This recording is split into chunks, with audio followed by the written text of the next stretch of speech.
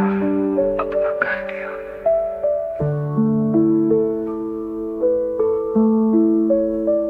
पुरानी दिल्लियां भी जैसे कह रही हूँ, तू अब हमारा हिस्सा है।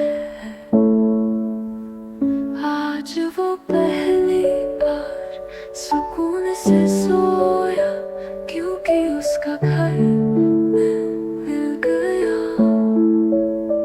वो पहले डर कर चिपका रहता था, आज खुद से आकर गोदी में सो गया।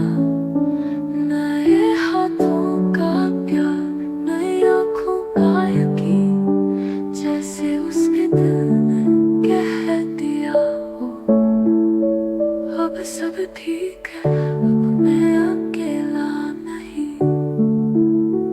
हर प्यार भरी नजर, हर छोटी सी खुशी अब उसके नाम